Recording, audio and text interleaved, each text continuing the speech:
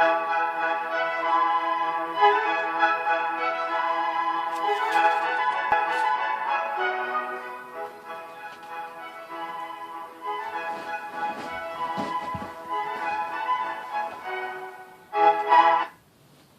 everyone, welcome to another night at the Fireside Tales. When last we left the Thief Prince, he had reached the Island of Death and travelled down into the tunnels, and he had met up with a monster known as the Nightmare, the worst beast of hell, and had just barely been able to escape with his life. Anyways, he had ran into the Grim Reaper, and the two of them were walking towards who knows what, and that's where we're going to pick up our story. The Thief Prince and Death walked for some time, until finally they arrived at a chamber that was as big as a mountain. And the Thief Prince soon realized where the singing had all come from. For all around him were the souls that had died in this world. And the souls were floating up above him, and being held down by these chains which were fastened to the ground. And from within the souls there came this singing.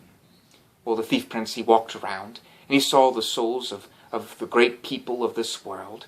Souls like Sir Richard, the Lion-Hearted, seemed to shine with a bright white light, while souls like those of Attila Hun seemed to shine with this sort of darkness, and it cast a shadow on all the souls around it. Anyways, the Thief Prince and Death walked for some time down the hall, and the Thief Prince saw the souls of his wife and Red Fox, and they seemed to be asleep, and the Thief Prince wanted to run over and try to wake them up. But Death, he took one look at him, and the Thief Prince, he bowed his head, and he continued walking.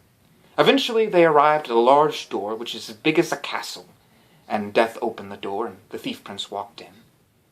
Well, as the Thief Prince walked in, he suddenly heard a loud barking, and he felt a hot breath on the back of his neck. And the Thief Prince turned around, and he saw a dog, and the dog was staring at him. The dog was all grey, and it was as big as a horse, and the dog barked madly, and Death had raised its hand, and the creature had stopped, and it looked at the Thief Prince for a second, and then went off, and it lay back in its bed, and it stared at the Thief Prince with bright yellow eyes.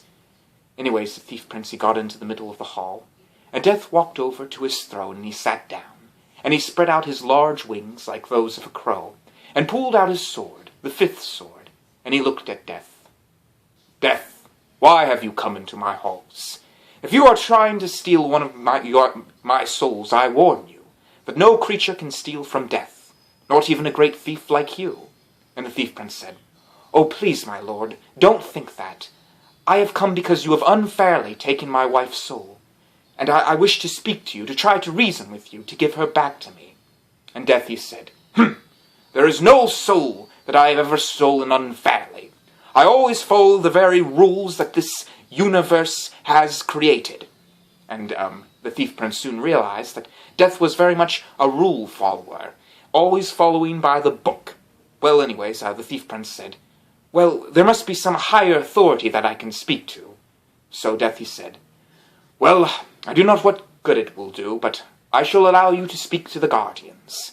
And Death, he raised his sword, and he swung it around, and suddenly the Thief Prince found himself in a great arena, and all around him were fairies and elves and demons and imps and goblins, all sorts of creatures.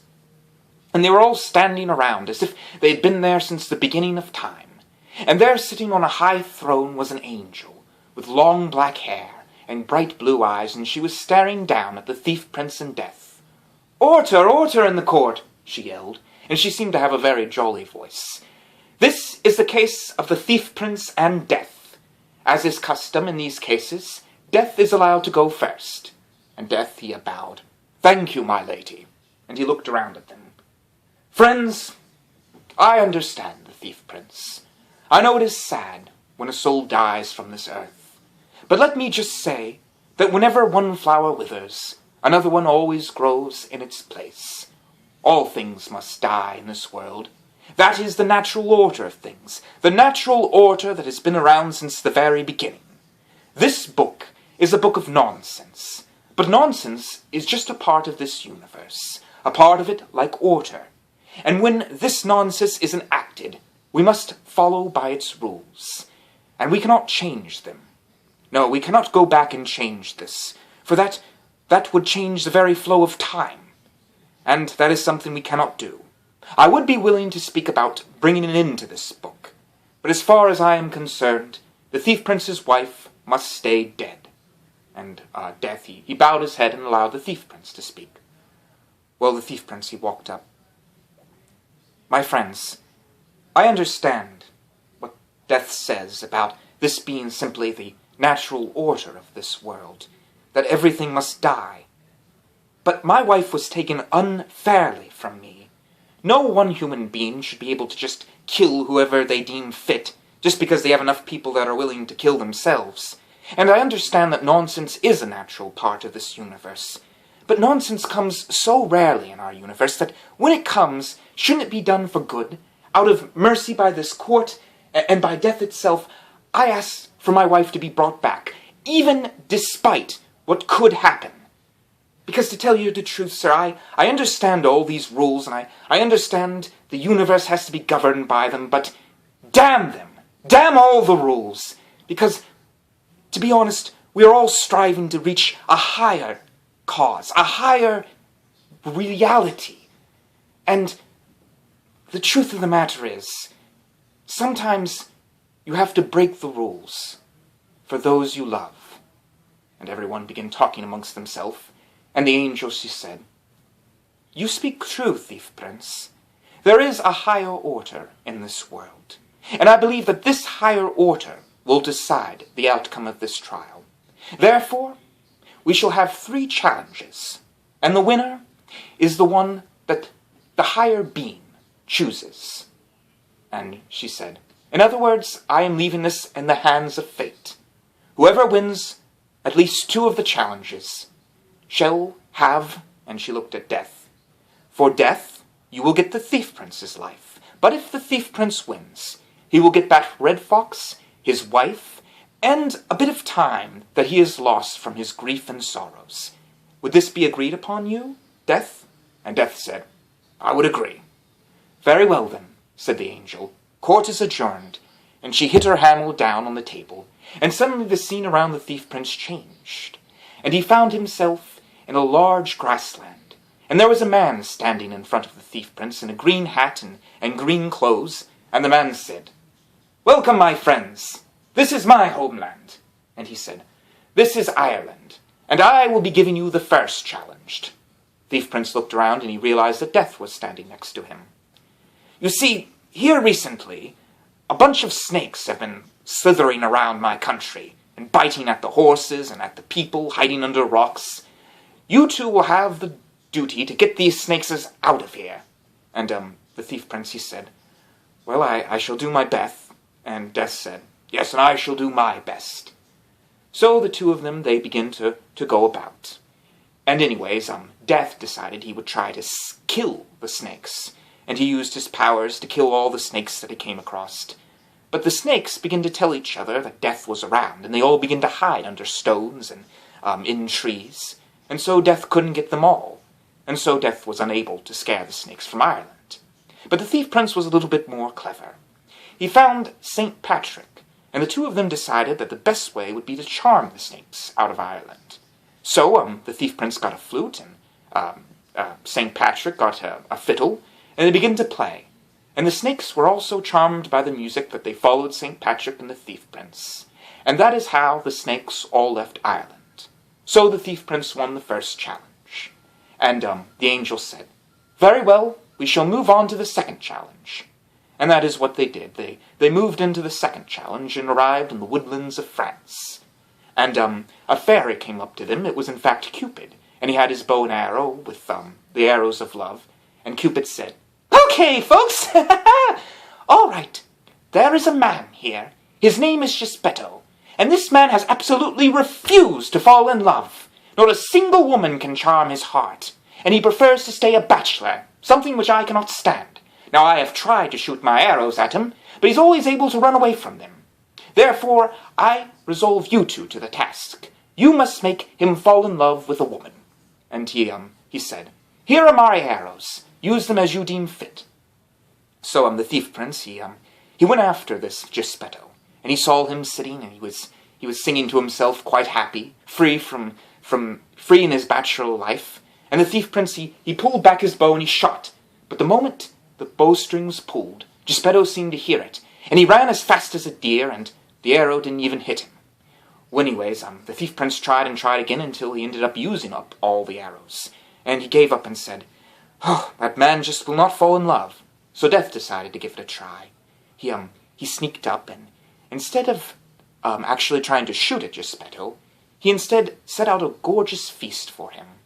And he used the tip of the arrow and put it in some wine.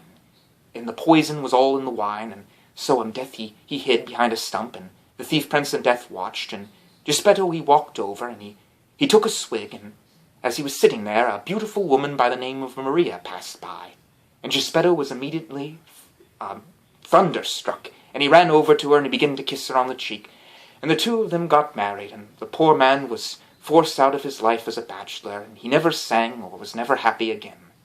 Anyways, the thief prince and Death were becoming good friends now, and the thief prince said, "You know, that's strange. I would have thought I would be the one that would know the most of love. Why do you know so much about love, Death?" And Death said, "Ah, thief prince, there is no one that knows love better than I do. For whenever die come, people cuddle together. They try to be close to one another." And the thief prince, he raised an eyebrow, for some reason he didn't think that the Death was being completely truthful to him. But he decided not to let him bother him, and he decided to go to the last challenge. Anyways, this was the last challenge, and the angel stood before them, and she said, "All right, here it is. You see, my golden staff was stolen to me by an old man. I have tried to get it back from him, but he refuses to give it. So I give the task to you two. You must take the golden staff from the old man." And Death, he said, "But of course, this will be an easy task." And Death, he went on to the road, and he waited. Now the old man happened to ride by every single day on his horse, and so as Death stood there waiting, the old man came riding back forward, and Death, he had disguised himself as an older man, and he had a bunch of gold and silver and all sorts of jewels. And Death, he said, "My friend, stop!" And the old man stopped. "How would you like this gold and silver?" he said. "I will make you the richest man in the world." And the old man looked at it. "What do you want for it?" And Death, he said, "Well, simply give me your golden staff, and you can have all of this." And so the old man said, "You can give me all the emeralds, and you can give me all the jewels, but I shall not let it pass to part with my golden staff." And then he rode away, and Death, he was quite angry, but he decided to play it calm, and he disguised himself as a younger man. And he walked forward, and the old man, he passed by, and Death, he said, "Oh, stop for a moment, dear sir." And he said, "I am a professor, and I would like to give you knowledge. Simply give me your golden staff, and I will give you all the things to know under the sun and under the moon. You shall be the wisest man to ever live." And the old man looked down at the young man, and he said, "You can give me all the knowledge that comes from books, but I shall not let it pass to part with my golden staff." And he rode off. And Death was very angry now, but he realized that there was one more thing he hadn't tried, one thing that he was quite certain would work, especially if he was in a fairy tale. Anyways, the old man came riding by, and Death stopped him, and this time he was a sweet woman, and Death said, "Please, sir, I would like to give you goodness. You will be the kindest and sweetest of men." And the old man said, "You can give me all the kindness, make me as sweet as wine, but I shall not let it pass to part with this golden staff." And he rode off. So Death wasn't very happy about this at all, and he said, "That man is impossible. He wouldn't part with that golden staff for all the stars in the heavens." And the thief prince, he said, "Well, let me try. I think I do have an idea."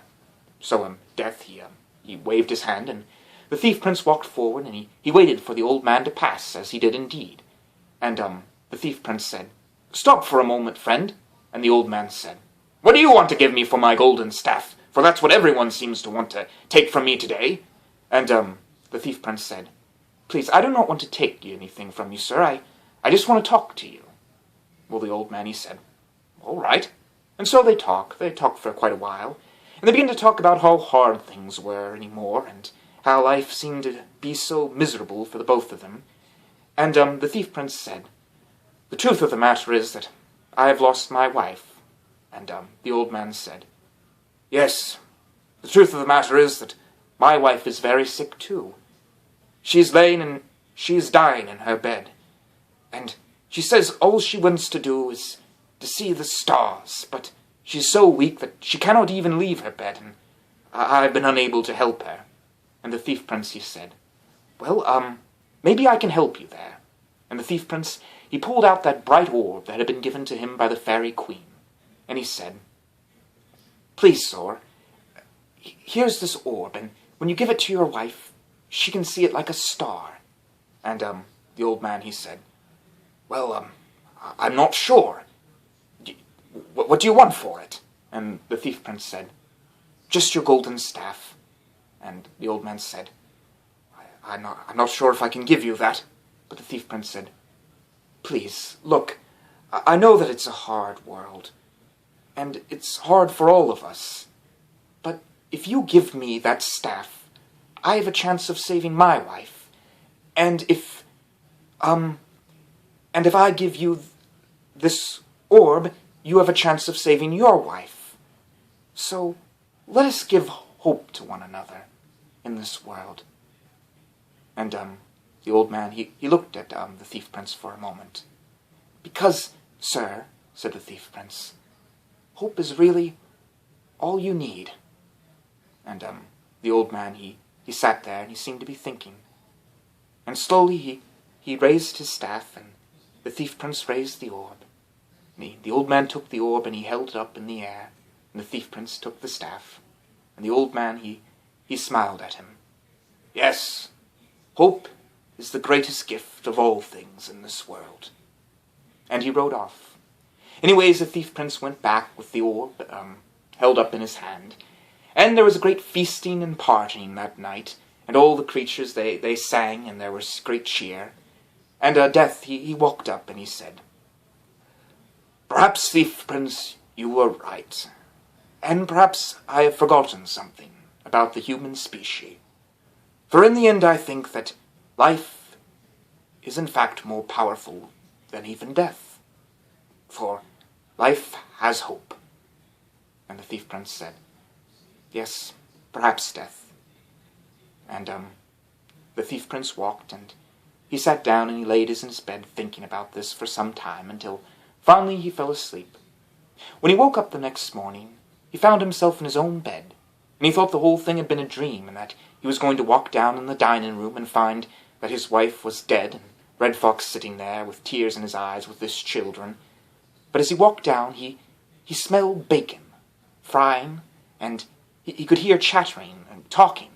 And he ran downstairs and he found his wife and Red Fox sitting there, and Red Fox's 10 children, and he was very excited, and the thief prince ran over and he hugged his wife, and his wife said, "My dear, what's wrong? It's as if you haven't seen me for years." And the thief prince looked into her eyes.